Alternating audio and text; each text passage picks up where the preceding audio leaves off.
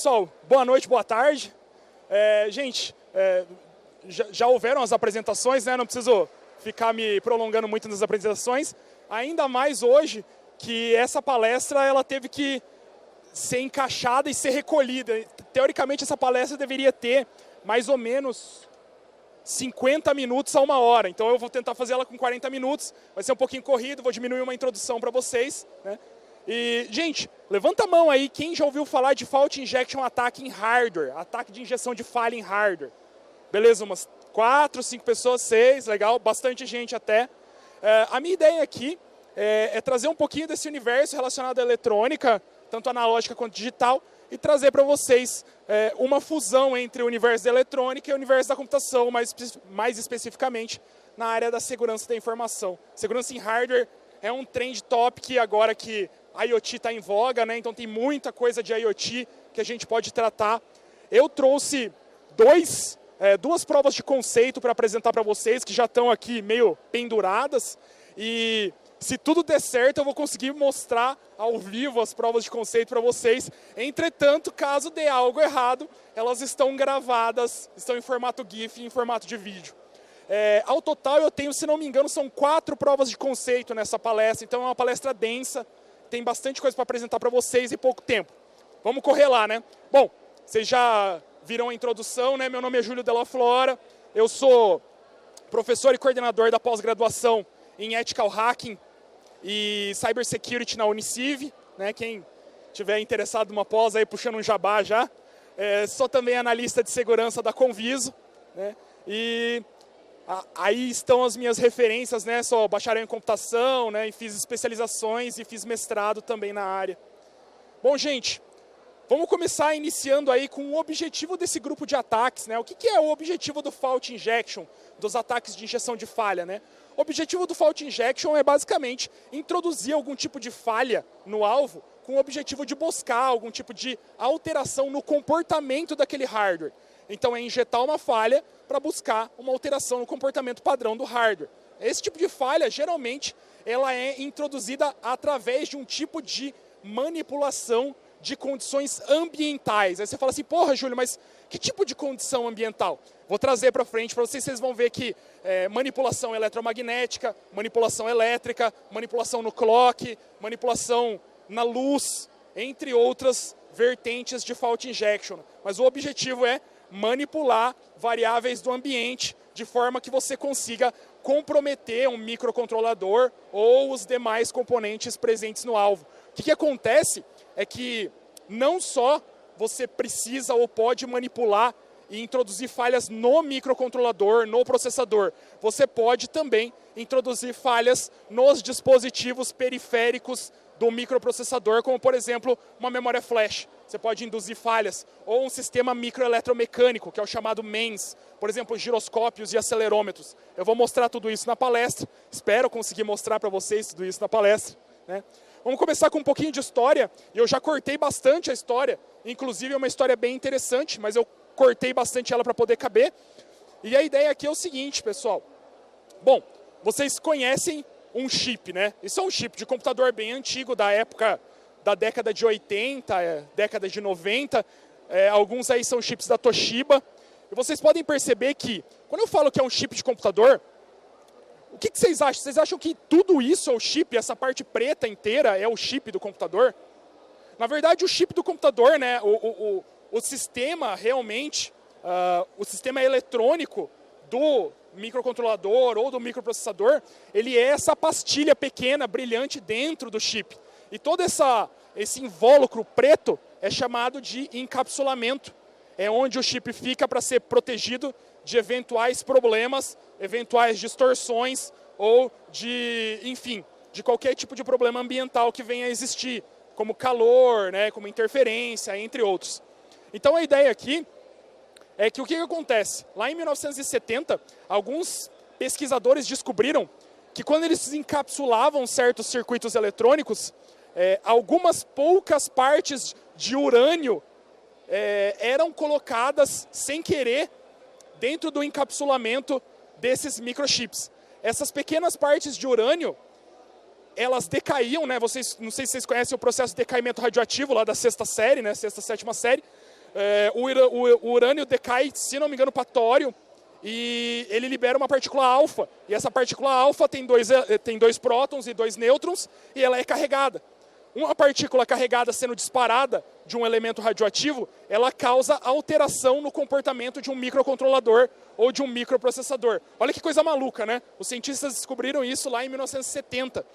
Depois de ficarem quase loucos, porque os chips tinham comportamentos diferentes do imaginado, eles não sabiam por que esses chips tinham um comportamento diferente, e descobriram que ali 2 ou 3 partes por milhão de urânio já era suficiente para glitar o chip, para causar bit flip. O que seria bit flip?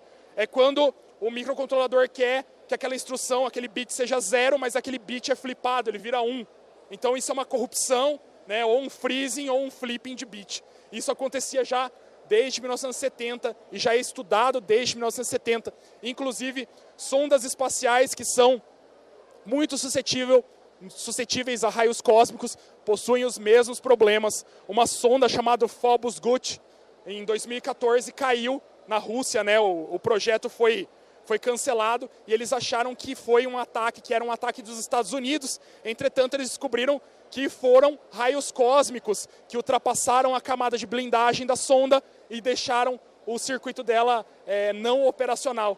Isso acabou com um projeto de bilhões de dólares da Rússia, simplesmente porque eles não mediram e não conseguiram fazer um isolamento apropriado para os raios cósmicos. Aqui dentro da nossa atmosfera, os raios cósmicos são bem menores, né? Mas quando a gente fala de projetos espaciais, a gente tem que levar isso em consideração. Tudo isso é apenas uma introdução para que vocês entendam um pouco o que é esse tal de ataque de injeção de falha, quando você injeta falha no hardware. Como eu falei para vocês, existem alguns tipos de injeção de falha. Alguns deles são, por exemplo, luz branca. Você consegue injetar falhas excitando certos componentes com luz branca. Você consegue disparar feixes de laser e também inoperar ou inutilizar certos componentes de acordo com a frequência do laser, de acordo com a potência. Também, o Clock Fault Injection é quando você modifica, altera ou cria glitches no clock. Isso eu vou mostrar para vocês na prática, né? Temperatura, tensão e eletromagnetismo seguem pela mesma linha. Tem certos chips que, aquecendo esse chip, ele cria comportamento anômalo. Por exemplo, tem certos chips que você aquece e esse chip ele para de gravar instruções ou para de ler instruções numa determinada temperatura. Então ele começa só a ler instruções ou começa só a gravar instruções em determinada temperatura. Tem vários projetos e várias pesquisas científicas acerca de injeções de falha com temperatura também. Uma outra coisa que eu ia falar para vocês a gente vai abordar um novo tipo de ataque que começou a ser conhecido nos últimos anos, que são ataques baseados em ultrassom, né, em som de ultrafrequência. E a ideia aqui, pessoal, é que eu comecei a estudar esse tema quando eu me deparei com um CTF chamado Rescue HackMe 2 em 2016. Inclusive, vi pelo site Live Overflow, onde o dono do blog e o dono do canal do YouTube, Live Overflow, ele fazia um write-up. Aqui, pessoal, vocês jogam CTF? Levanta a mão aí. Quem joga, já jogou ou joga CTF? Esse CTF aqui é um CTF baseado em hardware. Muito interessante, onde você precisa da plaquinha do hardware para você conseguir jogar. E você faz o upload do firmware para conseguir quebrar, conseguir achar essas flags. O que acontece é que esse Rescue HackMe 2 de 2016, ele não foi jogado por nenhum time brasileiro. Então não tem, percebam aí pelo gráfico, não tem nenhum time brasileiro que jogou. Para ser mais exato, uma das challenges desse HackMe 2 é uma chamada Glitch Attack Fiesta, que era um Fault Injection, né, um ataque de injeção de falhas, que custava 100 pontos. Ele dava 100 pontos para quem conseguisse quebrar. O que acontece nesse Fault Injection? Aqui eu tenho um Arduino, já vou começar a parte prática aqui para mostrar para vocês. Vou mostrar como o cara do Live Overflow, né, o colega do Live Overflow, fez a estrutura de ataque dele e como eu tentei fazer a minha baseado na falha de conseguir reproduzir a dele. Então eu consegui fazer uma maneira mais simples de conseguir obter essa flag, simplesmente porque eu falhei em obter a flag da maneira mais complexa, que foi a maneira que ele obteve. Vou mostrar aqui para vocês o seguinte. Eu vou abrir a câmera do notebook para que vocês consigam ver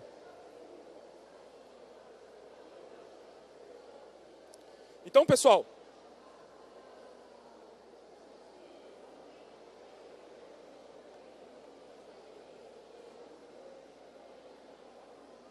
vamos tirar daqui. Percebam aí, gente. Isso aqui é um Arduino Nano, né?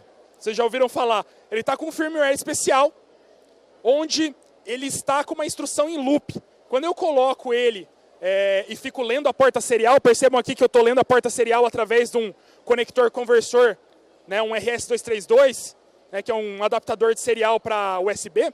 Quando eu uso esse adaptador, eu consigo ler o console serial do Arduino e através daí eu sei que ele dá uma instrução de lock. O que eu vou fazer aqui agora? Eu vou conectar o meu Arduino, e é meio difícil aqui que vocês percebam que eu tenho que ficar com o microfone, tenho que conectar as coisas, mas a ideia aqui, vamos lá, eu conectar o meu Arduino, conectar o RS232, que eu já fiz cagada aqui, então vamos lá. Vou conectar aqui agora e mostrar para vocês o console serial, o que ele está fazendo.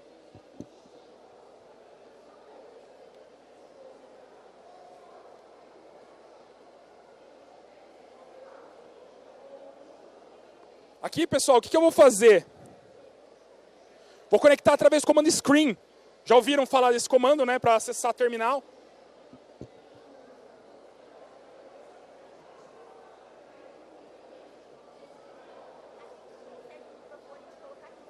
Ia ser ótimo, com certeza. Então deve ter TY, né? Eu preciso dar um ponto aqui. Achou ali o W, o WCH USB, né? E vou parar. Beleza. Opa, fica à vontade. O que acontece aqui, pessoal? Ele tem um bound rate de 19.200, então eu vou colocar aqui o bound rate 19.200 e vamos ver o que acontece. Percebam aí. O chip está locked. O que acontece aqui? Agora sim ficou show de bola, hein? Agora não precisar segurar o microfone, vai ser lindo. Estão me ouvindo bem? Tá, beleza. Ainda não ligou. Percebam aí que está em locked. Vocês conseguem imaginar que dentro do Arduino tem uma instrução onde ele está dentro de um loop. E para eu conseguir a flag, eu preciso sair desse loop. Agora imaginem, como é que eu saio do loop num hardware? O que eu posso fazer para tirar o software que está executando dentro do hardware de um loop? É um negócio meio cabroso, né? Você fala assim, tá dentro do hardware, o que eu faço com isso? Está executando direto, está runtime executando direto. Né? O que dá para fazer? Ligou? Não? Não ligou. Tá. E continua no locket aqui. O que acontece, pessoal, é que no Live Overflow, ele utilizou uma técnica chamada Voltage Fault Injection, que é onde você faz a tensão cair para baixo da operação padrão do hardware. Então vamos ver lá. Quando eu chego aqui, funcionando já o microfone? Ainda não? Beleza, vou continuar. Não, tá tranquilo. Por enquanto tá tranquilo, daqui a pouco eu tenho que ir. Então, percebam aí, gente. Sumiu. O que acontece aqui, pessoal, é que essa imagem ela mostra o usuário do Live Overflow e ele está utilizando um hardware FPGA para simular uma queda de tensão. Quando ele simula essa queda de tensão, ele faz com que certos locais do microcontrolador funcionem e certos locais não. Isso causa certos tipos de bit flipping e esses bit flippings, por padrão, vão acabar quebrando o loop. Então, o objetivo dele é desligar muito rapidamente a tensão da alimentação do microcontrolador e ligar novamente, de maneira que eu consiga pular um loop. Então, observem, eu vou tentar pular um loop. Eu tenho que dizer para vocês... Não? Opa, foi legal, ótimo. Tenho que dizer para vocês que, percebam aí, ali tem um osciloscópio, né? A mesma questão, tá em lock e tal. E percebam naquele pedaço pequeno em branco que ele deu uma queda de tensão. Essa queda de tensão é o que propicia essa falha, né? O ataque dessa falha. Eu também tentei fazer isso, aí tem um GIF, eu construí com Arduino, mas falhei miseravelmente porque o meu Arduino ele conseguia injetar falhas de tensão de 125 nanosegundos e eu precisava de mais ou menos... Tá, os dois? E eu precisava de mais ou menos 64 nanosegundos para entrar no loop e quebrar esse loop. Então não consegui fazendo com o meu Arduino. Mas percebam que a técnica está ali. Isso aí é um osciloscópio. E esse osciloscópio, ele está ligado no meu Arduino e eu estou fazendo a tensão cair por nanosegundos, né? Por menos de milésimos, menos de décimos de milésimos de segundo, né? Então o que acontece? Só para falar para vocês, o amigo do Live Overflow conseguiu fazer por voltage fault injection. Eu tentei, não consegui. A explicação do voltage fault injection está aqui, já expliquei para vocês, né, como é que funciona. E mostro aí para vocês que tentei, coloquei lá o microcontrolador direto na placa, alimentei direto na placa, mesmo assim eu não tinha velocidade o suficiente para fazer isso. Tá. O tempo estava se esgotando e eu pensei assim, bom, se eu não consigo fazer por voltage, que tal eu fazer por clock? Qual que é a ideia do clock fault injection? Então ele gera uma variação aí que ela é baseada na má interpretação do clock. Vocês sabem que o clock tem um tempo definido, por isso se chama clock. Vamos supor que tenha um clock aí de 16 megahertz. Então, 16 milhões de vezes por segundo, né? Milhões ou bilhões? Não, megahertz, né? Kilohertz, 16 milhões de vezes por segundo. A ideia aqui é eu injetar pequenas variações de clock para que, quando eu injete esse clock, a instrução que está sendo executada não termine de ser executada e uma nova instrução passe a ser executada. Isso cria um pânico geral no software, ele não sabe mais o que fazer, porque ele não terminou de executar a instrução N e eu já bati o martelinho do clock para ele executar o N mais 1. Então isso deixa o software completamente maluco, porque o hardware é baseado em confiança e eu estou trazendo ali um oscilador de cristal que teoricamente teria que oscilar 16 MHz e ele não está oscilando. Ele tem picos de clock aleatórios além dos 16 MHz. É exatamente isso que eu estou mostrando nesse slide. Percebam ali que a seta azul é um pico de oscilação anômala. Então é uma anomalia na frequência de geração do clock. Aí eu vou mostrar para vocês ao vivo o que acontece quando a gente faz isso, né? Dentro da minha plataforma aqui, do meu Arduino. Agora eu estou voltando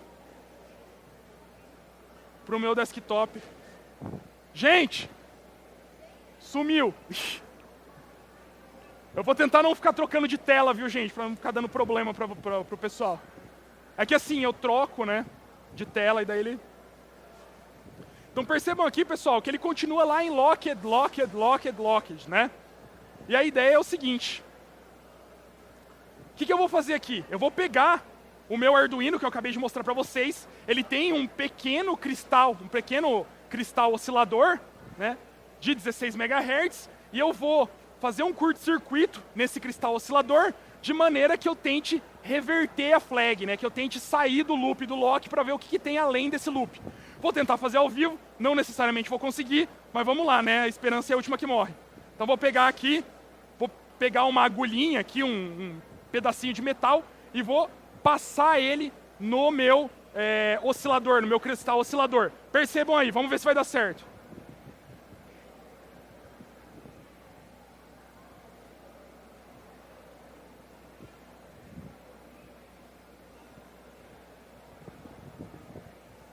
É só porque a gente quer, né? Aê. Olha lá, pessoal. Eu consegui pular um loop. Eu dei um erro na instrução. Ele conseguiu pular o loop. E além do loop dessa instrução, que seria provavelmente um while, né? Ou uma instrução while.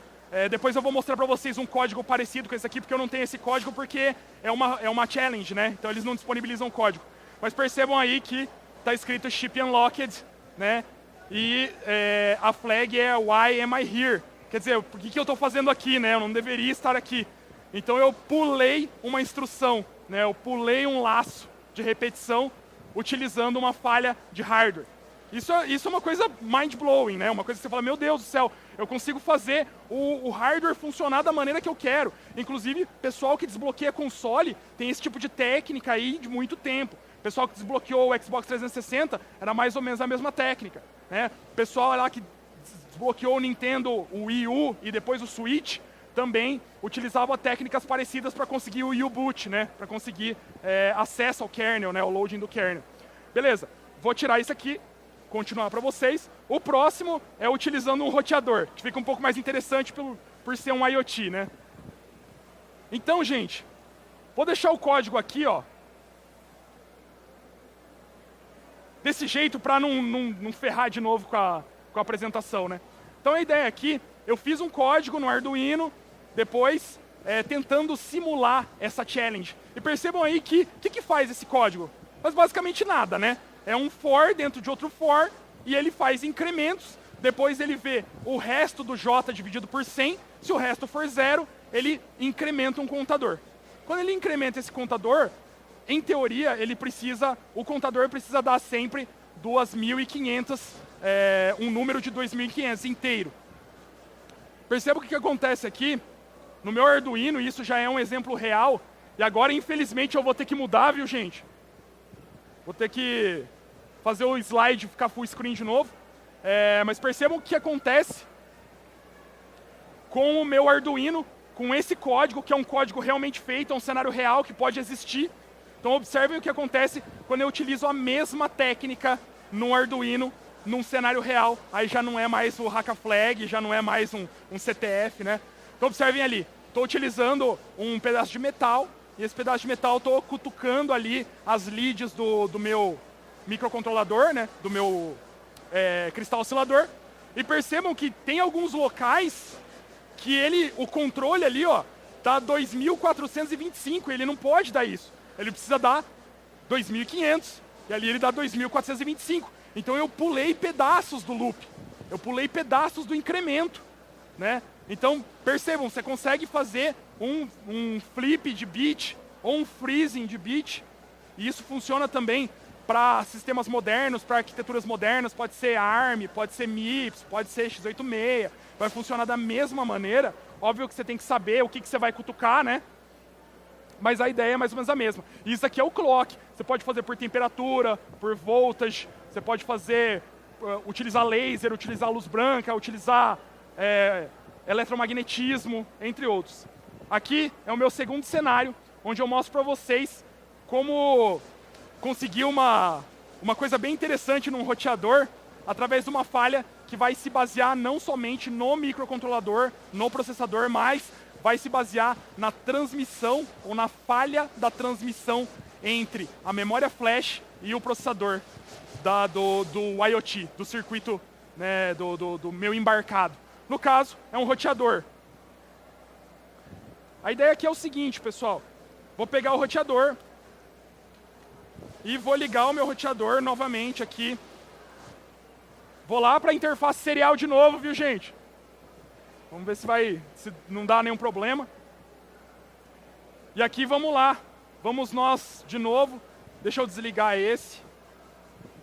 E vamos lá. Então o que eu vou fazer, pessoal?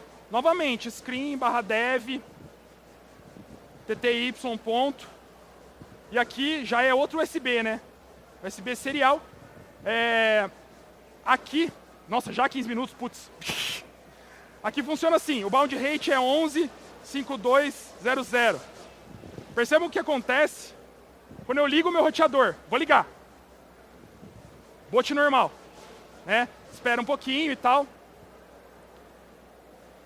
Vocês percebam que, depois que ele fizer todo o processo de boot, ele vai cair num requisito de credencial e senha. E esse requisito de credencial e senha, eu vou ter que colocar uma senha, né, um login e uma senha, e pode ser que eu não saiba esse login e senha. O que eu posso fazer para tentar bypassar esse roteador, levando em consideração que ele não tem uma interface de JTAG, por exemplo?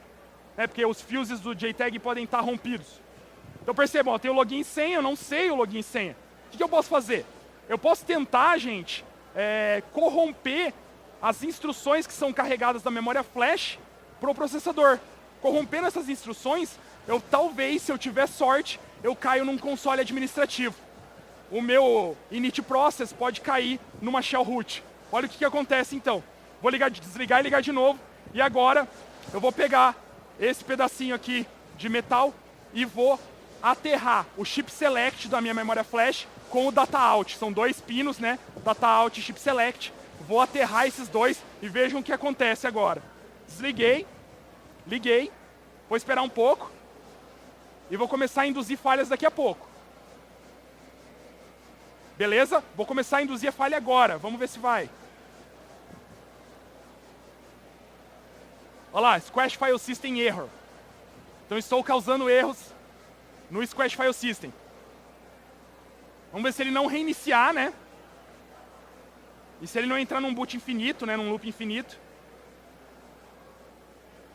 Pode ser que eu não consiga na primeira vez. Olha lá, não consegui na primeira vez. Vamos tentar de novo. Vamos lá. Vou esperar mais um pouquinho, né? Porque ele está carregando o kernel, né, pessoal? Ele carrega o kernel, beleza. BusyBox carregado. Erro no Squash File System. Olha lá, pessoal. Isso é uma root, né? Uma shell root. Vou dar um ls aqui, ó.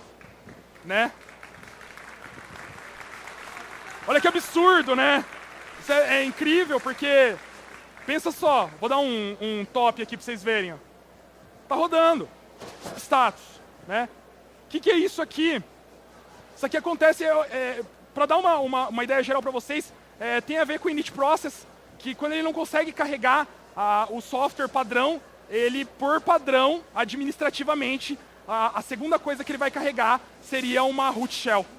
Então aí o que eu fiz? Eu acabei de bypassar a segurança do roteador, né, simplesmente fazendo um curto-circuito nos pinos. Né? Então percebam aí, é mais ou menos essa a ideia. Bom, gente, agora eu quero passar rapidinho, né? Só para mostrar para vocês. Assim, beleza, mas tem alguma coisa mais profissional para a gente mexer, né? Tem sim. Para vocês começarem a brincar com isso, eu sugiro para vocês uma developer board, né? Uma placa de desenvolvimento FPGA. Geralmente é muito boa, dá para fazer qualquer coisa com FPGA. Também um Arduino para você poder brincar com ele, arquitetura AVR, né? Interessante mexer com Arduino. Um Node MCU, daí já é Expressive, né? Já é outra arquitetura. E obviamente seria interessante vocês terem um osciloscópio para saber quando faz o ataque, ou um analisador lógico para saber quais são os momentos que o boot está carregando, que o kernel está carregando, né? Que o U-boot carrega o kernel e tal. E quais são os momentos que o file system está fazendo, está trocando informações, né, entre o processador e a memória flash. Beleza, até aqui tudo bem. É barato, beleza, tranquilo. Aqui já fica feio. Aqui é mais profissional. Então, observem aí o preço. Esse aqui é um equipamento do pessoal da Riscue, que é o mesmo pessoal que fez aquele CTF de hardware. Esse pessoal, o equipamento deles completo, com todos os feixes de laser e tal, os segmentos de laser, ele custa aproximadamente 500 mil euros. Mais 50 mil euros de licença por ano. Então, muito longe da nossa realidade. Entretanto, o Chip Whisper, muito interessante, $250, já é uma ferramenta legal para fazer Clock Fault Injection e para fazer Voltage Fault Injection. É bem legal para quem quiser dar uma olhada no Chip Whisper. Ótima ferramenta, do Colin O'Flynn. Depois procurem no Google. Agora, pessoal, eu quero causar uma falha, não mais no processador, mas sim num dispositivo microeletromecânico, num sistema microeletromecânico, conhecido como MEMS, que são giroscópios e acelerômetros. Eu vou causar aí, nesse dispositivo, que é um giroscópio chamado de L3G4-200D. Esse circuitinho aqui, ó. Aqui é uma imagem ampliada, né, de cada centímetro 200 nanômetros, micrômetros, né? E percebam que ele tem 4 massas de prova. Essas massas, elas mexem conforme você mexe o celular, conforme você mexe o aparelho.